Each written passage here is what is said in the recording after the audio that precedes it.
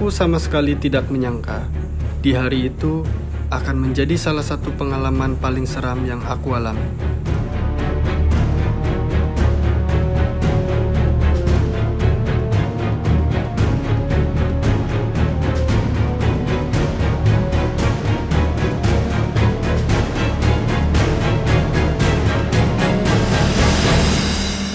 Namaku Osi dan ini kisahku.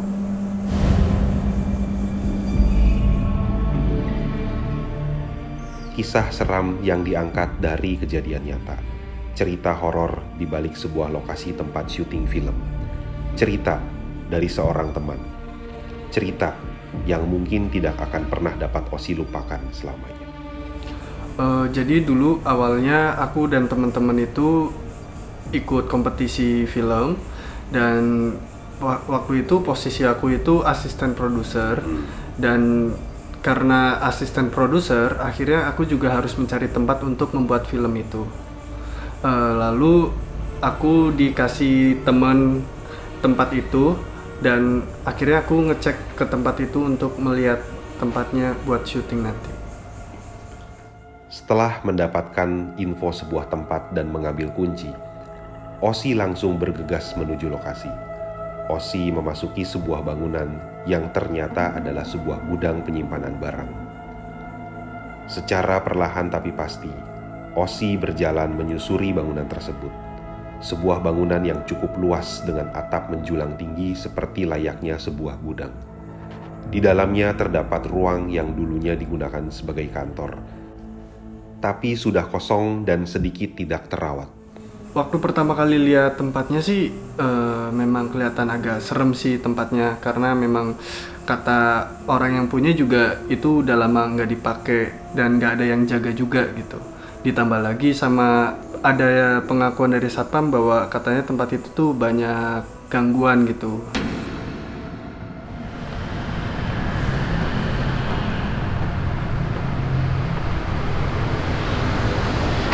Cuman waktu itu ya aku udah seneng aja sih karena memang udah dapet tempatnya untuk syuting itu gitu. Karena memang nyari tempat syuting gak gampang. Tanpa berpikir panjang, kesepakatan pun terjadi.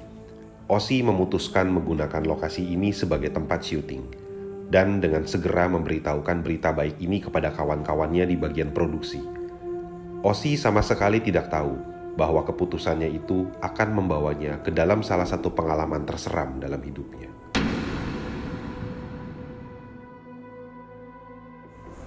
Abis itu ya udah langsung aja proses syutingnya kurang lebih makan waktu 3 hari.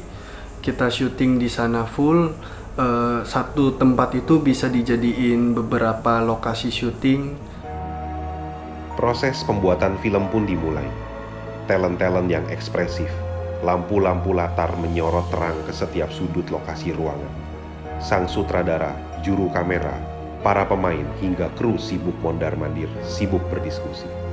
Sebuah tempat yang kotor seketika disulap menjadi cantik di depan kamera. Tempat yang tadinya sepi, seketika itu menjadi ramai dan hangat. Talent-talentnya juga kooperatif semua kok, berjalan dengan lancar semuanya sampai beres. Scene 1, shoot 14, take 1. Action.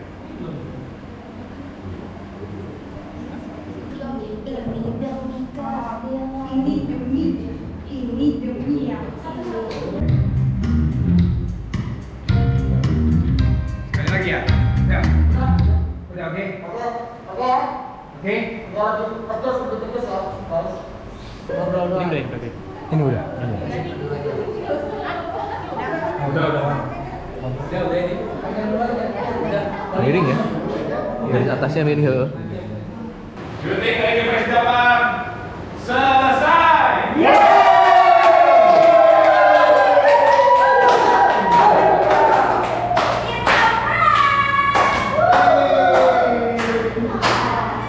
Mulai berasa aneh itu pas hari terakhir syuting justru. Para talent udah pada pulang, terakhir sisa kru aja yang ada di situ tinggal beres-beres sisa peralatan syuting, perlengkapan. Kita juga harus beres-beres tempat itu juga karena kan mau dipakai lagi sama yang punya. Nah pas itu sih mulai berasa anehnya mulai muncul. Waktu itu sih aku pertama kali denger ceritanya tuh dari Indra. Katanya dia lagi mundurin mobil, dari rear cam itu dia katanya melihat sesuatu.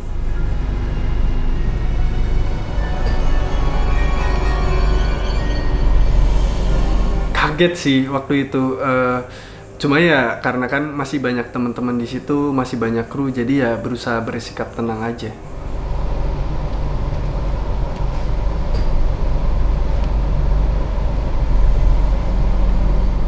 Itu tuh udah terakhir banget sih. Aku mau ke tempat setting penjara itu bener-bener kayak dibuat diem aja sih. Yang biasanya aku ceria, maksudnya di tempat syuting itu aku hahihi, tapi waktu itu tuh bener-bener kayak dibuat diem dan ketakutan banget rasanya. Yang aku lihat sih kayak sosok besar hitam. Aku sih nggak yakin itu apa. Yang aku pikir di situ cuma tiang sebenarnya. Cuman yang aku lihat pasti itu sosok besar hitam aja. Itu yang membuat langkah kamu terhenti? Iya, yang bener-bener nggak berani melangkah lagi untuk masuk ke dalam sih. Dan pengen cepet-cepet pulang rasanya. Ya, aku tahu sih waktu itu kejadiannya. Aku lihat muka paniknya kamu waktu itu. Iya. Panik banget. Aku sih sebenarnya bukan tipe orang yang penakut sih gitu. Cuman karena kejadian ini jadi bikin aku pengen tahu sih, malah kayak ngeganjel aja gitu di aku. Nonton film horor berani ya? Iya. Kategori penakutnya tuh sampai begitu ya? Nonton film horor berani, terus juga waktu itu sempet banyak kejadian yang kayak ada teman kesurupan di sekolah juga kayak biasa aja rasanya gitu, nggak ada takut-takutnya. Dirudung rasa takut sekaligus penasaran yang dirasakan Osi, membawa ke dalam satu kesimpulan. Osi harus kembali ke sana untuk menuntaskan rasa penasarannya. Dan tanpa ragu, Osi langsung mengiyakan ajakan ini. Bersama Om Mantra, sekali lagi Osi menginjakan kaki ke dalam bangunan tersebut. Kali ini pada malam hari. Kemudian, Osi dan Indra diminta Om Mantra menunjukkan satu persatu lokasi penampakan seram yang mereka lihat. Dimulai dari lantai 1 hingga di lantai 2, di ruangan kantor. Om Mantra mendengarkan kronologis cerita Osi dan Indra dengan seksama.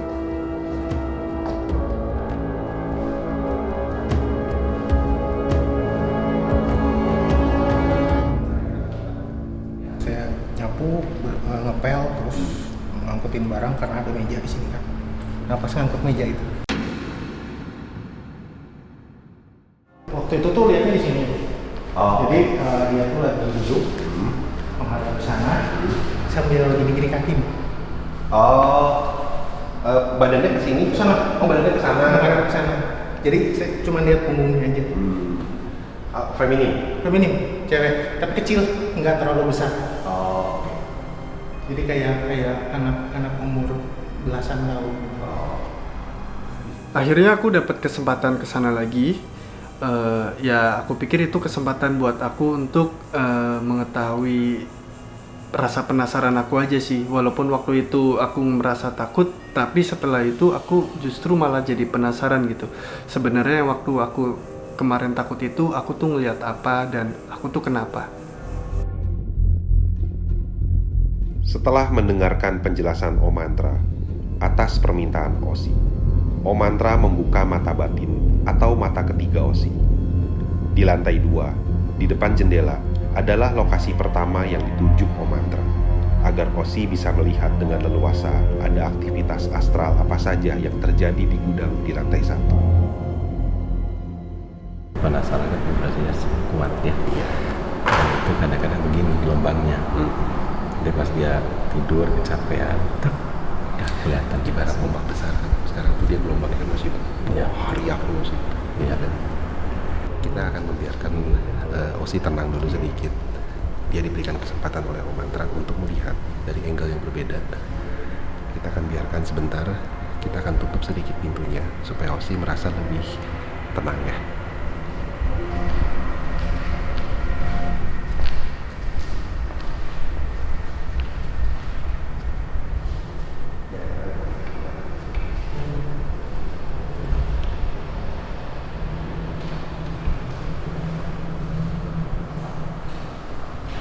waktu itu berani aja rasanya gitu, pengen coba, pengen tahu juga, ya tiba-tiba muncul aja keberanian itu sih.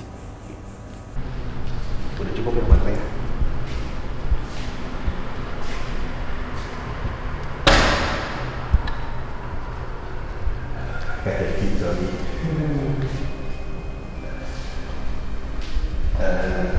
Kita sih udah cukup. Lu masih penasaran? Masih sih. Masih pengen ngelakuin lagi. Kita tungguin. Tapi ya udah nggak apa-apa sih. Mungkin belum ini aja kali ya. Pertama-tama sih belum bisa ngerasain apa-apa sih, belum ngelihat apa-apa juga gitu. Cuma memang kata Om Mantra waktu itu memang harus ada prosesnya gitu. Begitu dibuka ya nggak langsung lihat, dan itu memang harus butuh waktu katanya. Di lokasi kedua, kali ini di lantai 1, di pojokan gudang.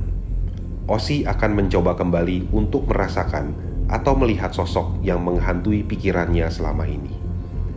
Osi berdiri persis di titik di mana sosok seram yang dimaksud saat itu hadir dan berdiri menatap Osi. Di lokasi kedua ini, Om Mantra mengawasi secara langsung dari kejauhan, karena sosok astral yang dimaksud sudah hadir dan mendekati Osi. Aku sendiri saat itu cukup jeli memperhatikan Osi, karena aura seram di spot kedua ini jauh terasa lebih seram daripada spot yang pertama.